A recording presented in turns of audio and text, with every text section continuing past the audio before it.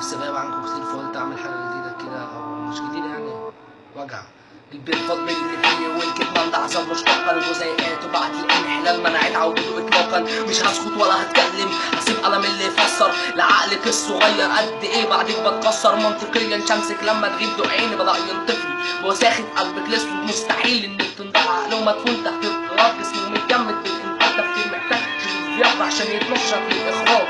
انا مش عايش كويس، لا كويس اني عايش. لو حد ضايق كاس وجعي بالموت هيبقى فايز. ابدا بحبيبتي ولا باهلي، ولا الموت اللي بيندهلي، ولا بابويا اللي بيهدمني، ولا بصاحبي اللي بيصدمني. انا عندي حكاوي كتير جوه قلبي نفسي تخرج، بس خايف انت تسمع وجعي يدخل فيك. مش هقدر ابدا بابويا اللي بيهدمني، بعده صاحبي اللي بيصدمني، بعد حب 3 سنين في لحظه ضعف يبعد عني.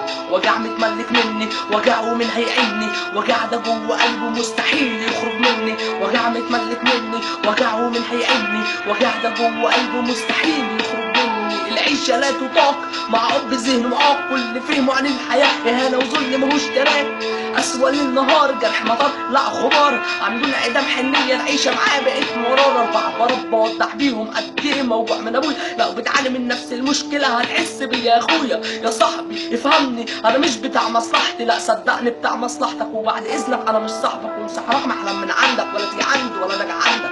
كل اللي فات ده كوم واللي جاي بقى ده الاساسي. اهو ده اللي بجد قتلني، ده اللي دمر قلبي وراسي. قالت لي ادخل من البيت وانا هفضل جنبك وابقى معاك. قالت لي ادخل من البيت لو متسرق انا هستناك. ما كملتش شهر واحد والكدبه ريحتها فاتت، لما لبست دبل غير عشان معاه فلوس فراحت. مع انه كبير في السن والفرق 10 سنين، بس هو ياز يدفع وانا غلبان هجيب منين. وجع متملك مني، وجع ومن هيعني، وجع ده جوه قلبه مستحيل يخرج مني. وجع متملك مني، وجع ومن هيعني، وجع ده جوه قلبه مستحيل يخرج مني. فوجعني قلبي جدا وبعت ليها رساله، والله ما هدفي ترجع بحسسها بالخيانه. قلت لها الف مبروك طالعه من قلبي بنبره حزن. قلت لها الف مبروك ايام وسنين معاكي في ظلم. قلت لها الف مبروك كان نفسي تبقى ليا وليكي. قلت لها الف مبروك ازاي بعت اللي مشتريكي. وفرحت معاه بالقبله وخطوبه وفرحه بيكي، ونسيتي كسرة قلبي واني هموت بعديكي. ونسيتي وعدك ليا عمري ما هبعد عنك، علشان انت نور عينيا وفي ظهر حميدي ضلك.